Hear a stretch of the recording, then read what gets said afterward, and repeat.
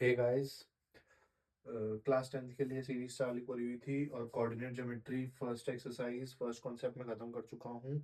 उसकी थोड़ी डिटेल्ड मैंने वीडियो बनाई थी, लेकिन यहाँ पर इसकी मैं डिटेल वीडियो नहीं बनाऊंगा क्योंकि ये थोड़ा सा सिमिलैरिटी से जुड़ने के बाद थोड़ा सॉल्विंग होती है और बहुत सारे इसमें कैलकुलेशन करते टाइम समझाने समझाते टाइम कॉम्प्लिकेशंस हैं।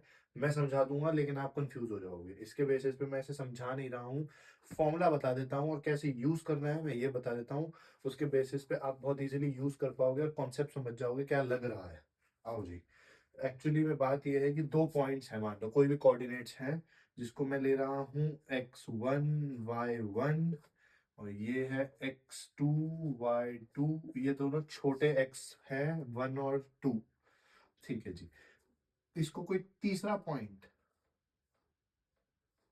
बड़ा x और बड़ा y अगर कट कर रहा है, बड़ा x और बड़ा y अगर कट कर रहा है तो किसी न किसी रेशो में कट करेगा, किसी न किसी रेशो में कट करेगा। m/n ले लो, 1:2 या 2:3 या 1:1। 1:1 मतलब इक्वली कट कर रहा है, मतलब ये पॉइंट मिड पॉइंट है। क्या है? मिड पॉइंट है।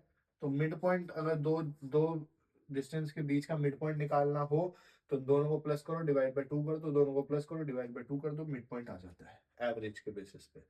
लेकिन यहाँ पर थोड़ी सी चीजें और हैं, वो फॉर्मूले से भी करोगे तो भी आ जाएगा, लेकिन फॉर्मूला देखे जरा। आओ, फॉर्मूला कह रहा है अगर मुझे इस बड़े x की वैल्यू चाहिए तो उस बड़े x की वैल्यू निकाल सकता हूं मैं m multiply x2 plus n multiply x1 upon m plus n।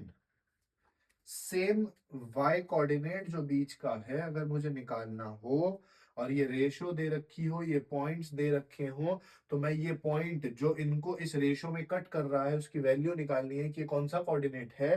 तो उसके बेसिस पे इसका x कोऑर्डिनेट मैं mx2 n x1 upon m plus n same मैं y के साथ कर सकता हूँ my2 plus ny1 upon m plus n। इसके बेसिस पे ये भी आ जाएगा और ये भी आ जाएगा। ठीक है जी।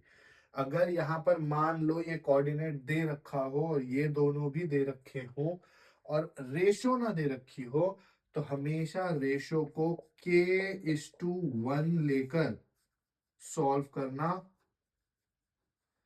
अगर ये लेके सॉल्व करोगे तो थोड़ा सा कॉम्प्लिकेटेड हो जाएगा और वो आपको सॉल्व करने में इजी नहीं पड़ेगा। ये करके देखोगे तो सॉल्विंग थोड़ी इजी हो जाएगी। जब मैं क्वेश्चंस जब करवाऊंगा तब मैं दोनों प्रकार से करा के दिखा दूंगा।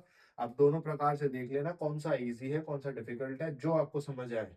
अगर डिफिकल्ट वाला समझ आ रहा है और आपको चाहिए कि हमें कंटेंट लिखने को चाहिए जी, पेपर में भर भर के लिखना है, मैथ्स का पेपर है, कोई थ्योरी पेपर तो है नहीं, तो आप इसमें अगर k:1 भी यूज करके इजी फॉर्मूला है, जब समझाऊंगा तो पता चल जाएगा। अगर ये इजी फॉर्मूला है और आपको इजी लग रहा है, मेरे को तो लगता है जी, आप देख लेना। अगर आपको इजी लगता है तो उसके बेसिस पे आप ये सॉल्व कर सकते हैं। अदरवाइज m/n में, क्योंकि मेरे कुछ बच्चे हैं जिनको m/n में सॉल्व करना बहुत पसंद है, वो कॉम्प्लिकेशन नहीं जाते, तो वो सोचते हैं कि ये वाला इजी पार्ट है क्योंकि फॉर्मूला ये तो पता ही है हम सबको, तो इसी में डाल के इसी में लगाऊंगा।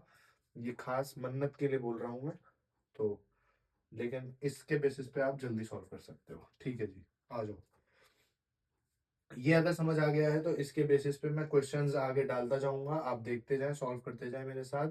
और इसके साथ ही हम एग्जांपल्स और 7.2 के ऊपर वाले एग्जांपल्स है, 1 के बाद वाले, और 7.2 एक्सरसाइज मैं एक एक क्वेश्चन करके छोटे छोटे वीडियोस 4-5 मिनट वाली समझाते हुए करवाता जाऊंगा। आप कॉन्सेप्ट समझते जाएं, कैसे लगाना है समझते जाएं और सॉल्व करते जाएं।